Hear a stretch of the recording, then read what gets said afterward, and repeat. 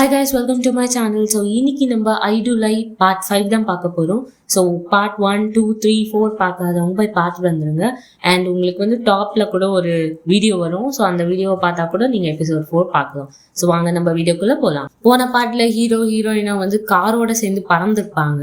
அப்படியே ஒரு ஃப்ளாஷ்பேக் மாதிரி காட்டுறாங்க. ஹீரோயின் சின்ன வயசுல வந்து அவங்க அப்பாவை தேடி போற மாதிரி ஏதோ காட்டுக்குள்ள நடந்து போயிட்டு இருக்காங்க. அப்பா அப்பா அப்படின்னு சொல்லிட்டு. ஸோ அப்படியே இங்க வந்து முழிக்கிறாங்க கண்ணை பார்த்தா வந்து ஹீரோ உட்காந்துட்டு இருக்காரு. ஸோ ஹீரோட கையை வந்து டைட்டா பிடிச்சிட்டு இருக்காங்க. ஸோ டக்குன்னு கையை எடுத்துடுறாங்க. ஹீரோ கேட்குறாரு, ஓகே தானே, நீ ஒன்றும் ஆகலைல்ல அப்படின்னு சொல்லிட்டு. எனக்கு ஒன்றும் ஆகலை அப்படின்னு சொல்லிட்டு இருக்கும் போதே ஜுங்ஜே வந்துடுறான் உள்ள. வந்த உடனே ஹீரோ வந்து டப்புன்னு ஏஞ்சிடுறாரு அங்கேருந்து. என்னாச்சு, ஓகே தானே, ஒன்றும் ஆகலைல்ல அப்படின்னு சொல்லிட்டு இவன் பதறான் பயங்கரமா. உடனே ஹீரோ வந்து நான் டாக்டரை கூப்பிட்டு வரேன் அப்படின்னு சொல்லிட்டு வெளில போயிடுறாரு. ஹீரோயின் வந்து சொல்றாங்க, ஏதோ சரியில்லை, ஆக்சுவலி அந்த கார் தானா வந்து டயர் பர்ஸ்ட் ஆன மாதிரி தெரியல, ஏதோ ஒன்று நடந்திருக்கு, நம்ம அதை கண்டுபிடிச்சே ஆகணும் அப்படின்னு சொல்லிட்டு இங்கே பேசிகிட்டு இருக்காங்க. ஸோ ஹீரோ வந்து போயிட்டு ரிசப்ஷனிஸ்ட் கிட்ட கேட்டுட்டு இருக்காரு, இந்த மாதிரி வந்து அவங்க கண்ணு முடிச்சுட்டாங்க அப்படின்னு சொல்லிட்டு இருக்கும்போதே ரிப்போர்ட்டர்ஸ்லாம் வந்துடுறாங்க. இதை பார்த்த உடனே டக்குன்னு வந்து இந்த மாதிரி ரிப்போர்ட்டர்ஸ்லாம் வந்துட்டாங்க, நம்ம கிளம்பணும் அப்படின்னு சொல்றாரு. உடனே ஹீரோயினை வந்து சரி ஓகே நாங்கள் கிளம்புறோம் இங்கேருந்து அப்படின்னு சொல்லிட்டு அந்த ஹாஸ்பிட்டல்லேருந்து எஸ் ஆயிடுறாங்க ரெண்டு பேருமே. அந்த ஆப்போசிட் வக்கீல ஒருத்தன் கூப்பிட்டு உட்கார வச்சு, இதோ பாருடா, எதுக்குடா பெரிய இடத்துலலாம் கை வைக்கிற, அந்த பொண்ணு தான் தெரியல, அவ்வளோ பெரிய குரூப் ஆஃப் கம்பெனிஸோட டாட்டரு, அவளை கூப்பிட்டு போயிட்டு நீ அந்த கேஸ்ல இன்வால்வ் பண்ணணும்னு நினைக்கிற பத்தியா, இந்த மாதிரிலாம் பண்ணிட்டு இருந்தேன்னு வச்சுக்கோயேன், அதுக்கப்புறம் நீ வந்து அவ்வளோதான், டவுன்ஃபால் தான் உனக்கு, ஸோ இந்த கேஸ்ல மட்டும் நீ தோத்துறாத அப்படின்னு சொல்லிட்டு அட்வைஸ் பண்ணி அமுச்சு விடுறாரு வெளில. ஸோ இவன் வந்து அப்படியே யோசிச்சு பார்க்குறான். ஹீரோயின் வந்து சின்ன வயசுலேயே சொல்லியிருப்பாங்க, உனக்கு என்ன லாயர் ஆகணும்னு தானே ஆசை, லாயர் ஆகு, ஆனா நான் அங்க இருப்பேன் அப்படின்ற மாதிரி சொல்லியிருப்பாங்க. ஸோ அதெல்லாம் நினைச்சு பார்க்கறான். ஸோ அப்போ வந்து டக்குன்னு எவிடன்ஸ் எல்லாத்தையுமே கலெக்ட் பண்ணணும் அப்படின்னு சொல்லிட்டு ஒரு போலீஸை வர சொல்லியிருப்பான். அந்த எக்ஸ்லவர் சொல்லியிருப்பான், இந்த மாதிரி ஜேஇ வந்து இருந்தான் அப்படின்னு சொல்லிட்டு. ஸோ அந்த ஃபோட்டேஜ் எல்லாத்தையும் கலெக்ட் பண்ணு, ஏன் சார் அதை கலெக்ட் பண்ண சொல்றீங்க அப்படின்ற மாதிரி பேசிட்டு இருக்கும் போதே இவன் சொல்றான், ரெண்டு பேரையுமே வந்து கல்பரேட்டா வந்து நான் சேர்க்க போறேன், ஹீரோவையும் சரி அந்த ஜேஇயும் சரி, ரெண்டு பேரையுமே சேர்த்து இந்த கேஸ்ல எப்படியாச்சும் நான் ஜெயிச்சே ஆகணும் அப்படின்ற மாதிரி பிளான் போட்டுட்டு இருக்கான். ஹீரோவும் ஹீரோயினா டாக்ஸில போயிட்டு இருக்காங்க. அப்போ ஹீரோயினை பாக்குறாரு ஒரு மாதிரி குற்ற உணர்ச்சியில, ஏன்னா நம்மளாலதான் இவளுக்கு அடிபட்டுருச்சுல அப்படின்னு சொல்லிட்டு. ஸோ அந்த கார் வந்து டக்குன்னு பிரேக் போடும்போது அவரோட கையை வச்சு அப்படியே வந்து ஹீரோயினை வந்து ப்ரொடெக்ட் பண்றாரு. ஸோ ஹீரோயினுக்கும் ஒரு மாதிரி படப்படன்னு ஆகுது. ஸோ டக்குன்னு வந்து கொஞ்சம் பொறுமையா போங்க அப்படின்னு சொல்லிட்டு அந்த கேப் டிரைவர் கிட்ட சொல்றாரு. அவனும் சரி ஓகேப்பா அப்படின்னு சொல்லிட்டு பொறுமையா விட்டு போறாரு. ஸோ அவங்க வீட்டுக்கிட்ட போயிட்டு இறக்கி விடுறாங்க. ஸோ ஹீரோயினால சுத்தமா நடக்கவே முடியல. உடனே ஹீரோ வந்து கேட்குறாரு, வேணா நான் ஹெல்ப் பண்ணவா அப்படின்னோடனே, இல்லை இல்லை இது ஜஸ்ட் ஒரு சுளுக்கு தான் அப்படின்னு சொல்லிட்டு இவங்க பாட்டுன்னு நடந்து போக ட்ரை பண்றாங்க.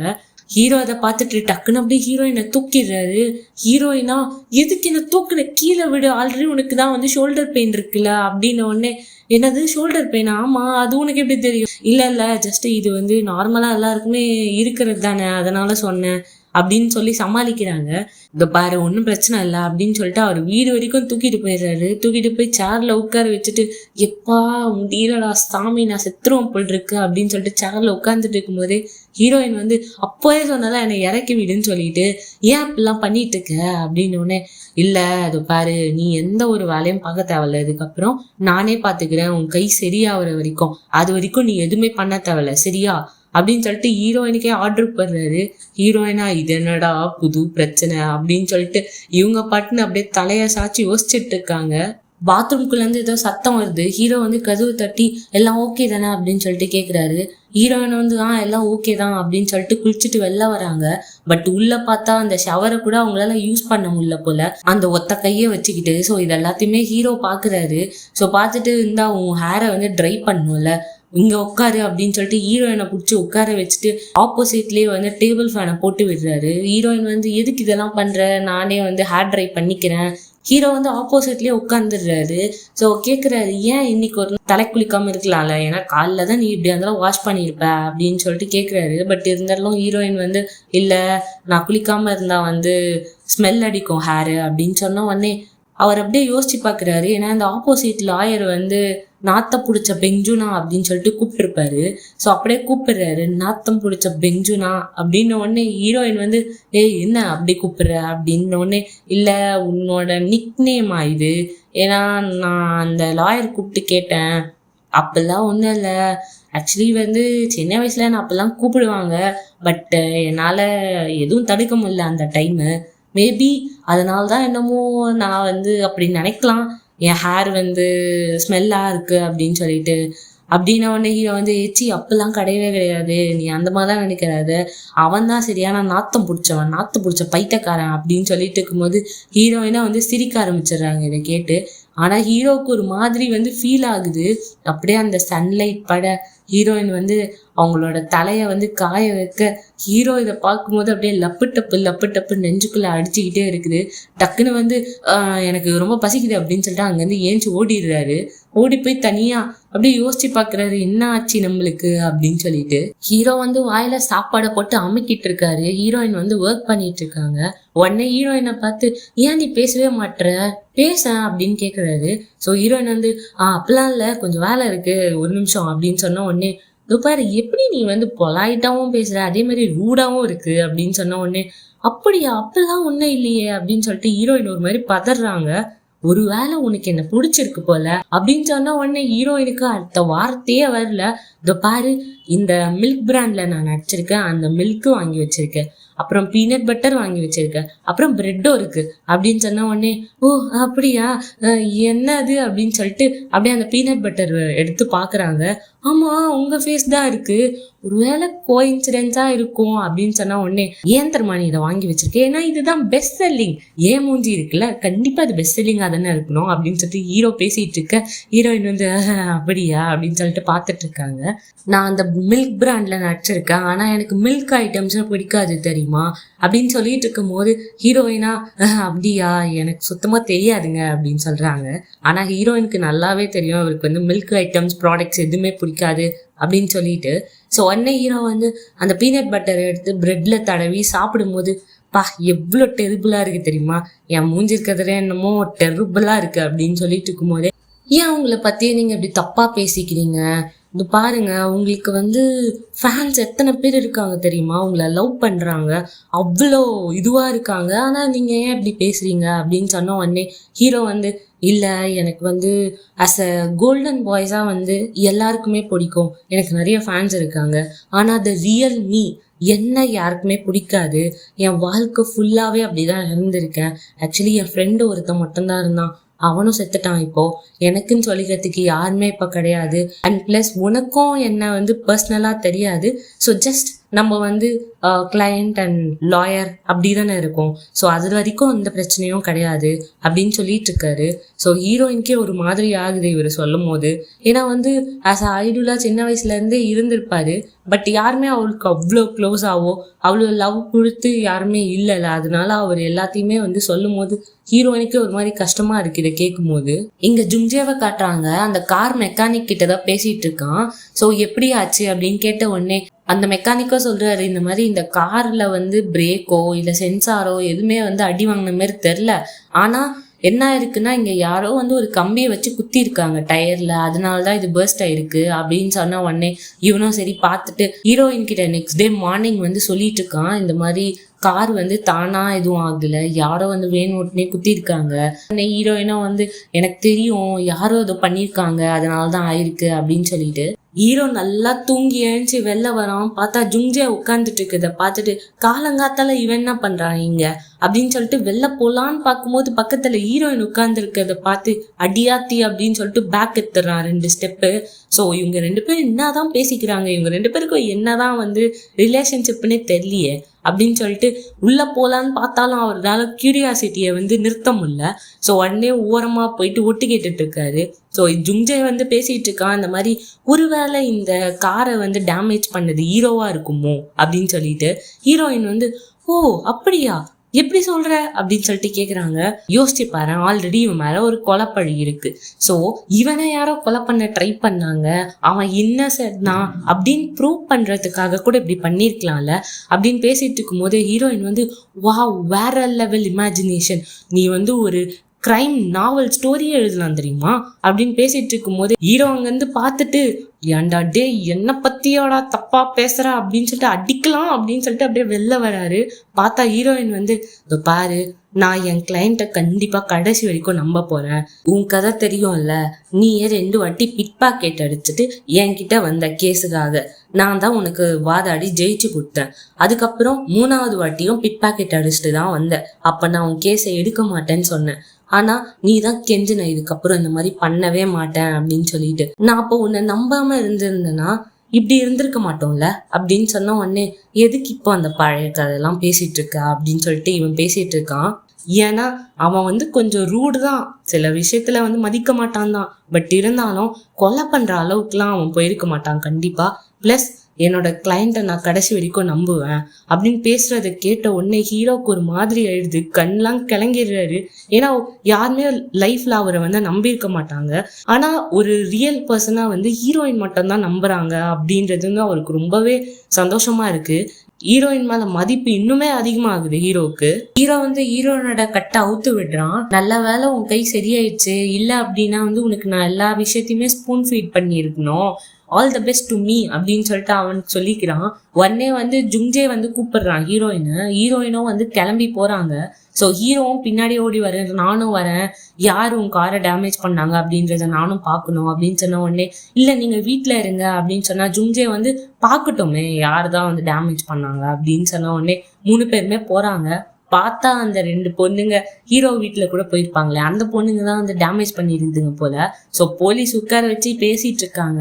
ஸோ இவங்க எல்லாம் போன பிறகு பாருங்க கொலை பண்ணிட்டு எப்படி வெளியே சுத்திட்டு இருக்கான் பாருங்க அப்படின்னு சொன்ன உடனே ஹீரோனுக்கு செம்ம காண்டாவுது. இதை பார்த்துட்டு இவளுங்க தானா அப்படின்னு சொல்லிட்டு ஹீரோவும் பாக்குறாரு, இந்த பிச்சரிக்கீங்க தான் பண்ணிச்சா அப்படின்னு சொல்லி.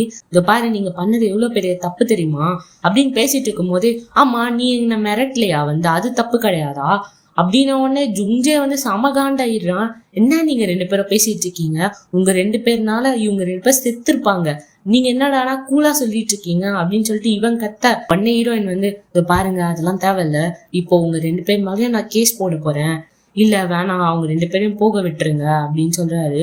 ஹீரோயின் பாக்குறாங்க எதுக்கு அப்படின்னு சொல்லிட்டு, இல்ல அவங்க 2 பேர் மேலே எந்த கேஸும் போட தேவையில்ல, அவங்க போட்டோம் அப்படின்னு சொல்லிடுறாரு. ஸோ ஹீரோயின் வெளியே வந்து கேக்குறாங்க எதுக்கு இப்படி பண்றீங்க, அவங்க 2 பேரும் உங்க வீட்டுக்கு வந்திருக்காங்க, உங்களை வந்து ஸ்டாக் பண்ணியிருக்காங்க, பிளஸ் வந்து நம்ம காரை டேமேஜ் பண்ணியிருக்காங்க, நம்ம உயிரை கூட போயிருக்கலாம் அப்படின்னு சொல்லிட்டு இருக்கும் போதே இல்ல ஆக்சுவலி வந்து அவங்கள வந்து இப்ப அரெஸ்ட் பண்ணா என்ன ஆகும், அதுக்கப்புறம் வெளியே வந்துட்டு திரும்பியும் வந்து பேட் கமெண்ட்ஸ் தான் போடுவாங்க, இந்த மாதிரி இவன் தான் கொலை பண்ணா அப்படின்னு சொல்லிட்டு ரூமர் ஸ்ப்ரெட் பண்ணுவாங்க. ஸோ எனக்கு பிரச்சனை கிடையாது, ஆனா உங்களையும் எல்லாரும் இப்படிதான் பேசிட்டு இருக்காங்க இப்போ நீங்க எனக்கு சப்போர்ட் பண்றதுனால, ஸோ என்னால உங்களுக்கு எந்த பிரச்சனையும் வந்துடக்கூடாது அப்படின்னு சொல்றான். ஸோ ஹீரோயின் ஆஃபீஸ்ல கூப்பிடுறாங்க. ஸோ இவங்களும் வேக வேகமா போறாங்க. ஸோ ரூம்ல உட்கார வச்சு பேசிட்டு இருக்காங்க அவங்க கம்பெனில இருக்க சீனியர்ஸ்லாம். பாரு இந்த கேஸை விட்டுரு, நீ வந்து இதுல தோத்துருவ, ஏன்னா ஹீரோக்கு ஆப்போசிட்டா வந்து அவங்களோட கோல்டன் பாய்ஸ் மெம்பரே வந்து அவன் தான் கொலை பண்ணியிருக்கான் அப்படின்னு சொல்லிட்டான். ஸோ இதுக்கு மேலேயும் இந்த கேஸை கண்டினியூ பண்ண முடியாது, விட்டு அப்படின்னு சொன்ன உடனே ஹீரோயினுக்கா செம காண்டாவுது. எதுக்கு இப்படி பேசுறீங்க, நீங்களே இப்படி பேசுறீங்க அப்படின்னு சொல்லிட்டு ஒருத்தர் சீனியர் இருப்பாரு. ஸோ ஹீரோயினுக்கு ரொம்ப க்ளோஸ் அவரு. அவங்க கிட்ட கேட்டுட்டு இருக்காங்க, பாருங்க நம்ம கிளைண்ட்டை நம்ம தானே நம்பணும், நீங்க தானே அதை எனக்கு சொல்லி கொடுத்தீங்க, இப்ப நீங்களே இப்படி பேசுறீங்க, பாருங்க நான் இந்த கேஸ்ல இருந்து விலகுற மாதிரி கிடையாது, நீங்களே முடிவு பண்ணி சொல்லுங்க அப்படின்னு சொல்லிட்டு வெளில வந்துடுறாங்க. ரொம்ப வேர்ஸ்டா போயிட்டு இருக்கு இந்த கேஸ். ஏன்னா வந்து ஜேஇ வந்து உங்களுக்கு ஆப்போசிட்டாவே வந்து கன்ஃபஸ் பண்ணியிருக்கான், நீங்க தான் கொலை பண்ணீங்க அப்படின்னு சொல்லிட்டு, எப்படியாச்சும் இதை வந்து நம்ம ஸ்டாப் பண்ணணும் அப்படின்னு சொன்ன உடனே நான் வேணா ஜேஇ கிட்ட பேசவா அப்படின்னு சொல்லிட்டு ஹீரோ கேட்க, இல்ல லீகலா நீங்க வந்து அவர்கிட்ட பேச முடியாது, ஏதாவது தெரிஞ்சவங்க கிட்ட மூலியமா பேசலாம் அப்படின்னு சொன்ன உடனே ஓகே எனக்கு தெரிஞ்ச ஒருத்தர் தெரியும் அப்படின்னு சொல்லிட்டு கூட்டு போறாரு ஹீரோயினை. ஸோ ஜேஇயோடைய ஃப்ரெண்ட், அதாவது கோல்டன் பாய்ஸோட மெம்பர் அவனும் ஒருத்தன். ஸோ அவங்க கிட்ட பேசிட்டு இருக்காங்க, பாருடா உண்மையா சொல்றா, அன்னைக்கு நைட் என்ன ஆச்சு, நீங்க ஹாஸ்பிட்டலைஸ் ஆயிட்டீங்க அப்படின்றது மட்டும் தான் எனக்கு தெரியும், அதுக்கப்புறம் என்ன ஆச்சுன்னு எனக்கு தெரியாது, நீ உண்மையை சொல்லு அப்படின்னு கேட்ட உடனே அவனும் சொல்ல ஆரம்பிக்கிறான். ஆமா அன்னைக்கு 2 பேருமே நாங்க ஹாஸ்பிட்டல்ல தான் இருந்தோம், ஆனா கொஞ்ச நேரத்திலேயே அவன் வந்து போனை பார்த்துட்டு இருந்தான், ஏதோ கமெண்ட்ஸ் எல்லாம் வந்துட்டு இருந்துச்சு, இதை பார்த்துட்டு அவன் வந்து செம்ம காண்டாயிட்டான். கொஞ்ச நேரத்துல நான் தூங்கி கண்ணு முழிச்சு பார்த்தா அவன் பெட்ல இல்ல, அவன் எங்கேயோ வெளியே தான் போயிருக்கான். அடுத்த நாள் பார்த்தா இந்த மாதிரி ஊசாங் செத்துட்டான் அப்படின்னு சொல்லிட்டு நியூஸ் வந்துச்சு, எனக்கே வந்து ஷாக்கிங்காக தான் இருந்துச்சு அப்படின்னு சொல்கிறான். உடனே ஹீரோ வந்து ஏன்டா என்கிட்ட சொல்லலை நீ அப்படின்னு கேட்குறான். ஏன்னா வந்து இவங்க எல்லாருமே ஒரே மெம்பர்ஸ் லைக் கேங்காக தான் இருந்திருப்பாங்க, எல்லா கான்செப்ட்லாம் ஒன்றா தான் பண்ணியிருந்திருப்பாங்க. பட் இருந்தாலுமே இவன் வந்து ஹீரோ கிட்ட சொல்லாதது வந்து இவனுக்கு ரொம்பவே கஷ்டமாக இருக்குது. ஸோ ஹீரோ வந்து வெளில எழுஞ்சி போயிடுறான். ஸோ ஹீரோயின் தான் வந்து பாரு நான் பார்த்துக்கிறேன் வீடு, எப்படியாச்சும் இதை வந்து நான் சால்வ் பண்ணுறேன் அப்படின்னு சொன்ன உடனே இல்லை நான் தான் வந்து ரொம்ப ஹர்ட் பண்ணிட்டேன் ஜெயியை. ஆக்சுவலி ஸ்டார்டிங்கில் எல்லாமே நல்லா தான் போயிட்டு இருந்துச்சு. ஒரு சாங் அப்போ வந்து அவனோட ட்ரம்ஸ் வந்து எங்களோட சாங்ஸ்க்கு சிங்க் ஆகலை அப்படிங்கிறது கமெண்ட்டை பார்த்துட்டு அவன் ரொம்பவே வந்து ஹர்ட் ஆயிட்டான். நான் வேற அவன்கிட்ட ரொம்ப ரூடாக பேசிட்டேன் அந்த டைமு. ஸோ அதனாலேயே வந்து அவனுக்கு என்னை சுத்தமாக பிடிக்காம போயிடுச்சு. ஆனால் நான் நிறைய பேரை வந்து ஹர்ட் பண்ணியிருக்கேன், லிஸ்ட் எடுத்தா பெருசா போகும் போல் இருக்கு. ஸோ ஹீரோ கேட்குறாரு, உண்மையாலே நீ என்னை நம்புறியா, இவ்வளோ விஷயம் நடந்திருக்கு அப்படின்னு சொன்ன உடனே டக்குன்னு ஹீரோயின் வந்து நான் உங்களை நம்புறேன், கடைசி வரைக்கும் நான் உங்களை நம்புவேன், உங்களுக்கு கொஞ்சம் காட்டுற வாங்க அப்படின்னு சொல்லிட்டு கூப்பிட்டு போறாங்க. ஸோ ஹீரோயின் வீட்டு பின்னாடி ஒரு மரம் இருக்கு. ஆக்சுவலி இது வந்து ஒரு ட்ரிக்கியான மரம். ஸோ நான் உங்களுக்கு காட்டுறேன் அப்படின்னு சொல்லிட்டு அந்த மரத்தை பிடிச்சிக்கிட்டு, ஹீரோ பேர் வந்து லாய்க்கி, ஸோ நான் வந்து லாய்க்கியை நம்புறேன் அப்படின்னு சொன்ன உடனே அந்த மரம் ஆடலை. அதுக்கப்புறம் நான் லாய்க்கியை நம்பலை அப்படின்னு சொன்ன உடனே அந்த மரம் பாட்டுக்கு நான் ஆட ஆரம்பிக்குது. ஸோ ஹீரோயின் சொல்கிறாங்க, நான் வந்து பொய் சொன்னால் இந்த மரம் ஆடும், ஆக்சுவலி எங்கள் அப்பா வந்து இதை சொல்லியிருக்காரு, இந்த மரம் கிட்ட வந்து நம்ம பொய் சொன்னோம் அப்படின்னா இந்த மரம் தானாக ஆடி அதில் இருக்க இலைகள்லாம் கீழே விழும் அப்படின்னு சொல்லிட்டு நீங்கள் வேணால் ட்ரை பண்ணி பாருங்களேன் அப்படின்னு சொல்கிறாங்க. ஸோ இவரும் போயிட்டு அந்த மரத்தை பிடிச்சி நான் அழகாக இருக்கேன்ல அப்படின்னு சொல்லிட்டு கேட்குறாரு. ஹீரோயின் வந்து சிரிக்கிறாங்க. ஸோ அந்த மரம் அப்போ ஆடலை, நான் வந்து ஜீனியஸ் தானே அப்படின்னு சொன்ன உடனே அப்பயும் ஆடலை. ஸோ ஹீரோவுக்கு வந்து தெரியுது ஓகே அப்படின்னு சொல்லிட்டு, ஸோ டக்குன்னு மனசுக்குள்ளேயே நான் வந்து ஊசாங்க கொலை பண்ணல தானே அப்படின்னு சொல்கிறாரு. அந்த மரம் அப்பயும் ஆடலை. ஸோ அப்போ அவருக்கு ஒரு மாதிரி எமோஷ்னல் ஆயிடுது. ஸோ இப்போதான் நம்புறாரு நம்ம எதுவும் பண்ணலான அப்படின்னு சொல்லிட்டு. ஸோ இவங்க பேசிட்டு இருக்கும் போதே யாரோ வந்து உள்ள வரட்டா அப்படின்னு சொல்லிட்டு குரல் கேட்குது. ஹீரோயினா யாரு அப்படின்னு சொல்லிட்டு பாக்குறாங்க. பார்த்தா ஹீரோவோட எக்ஸ் லவர்.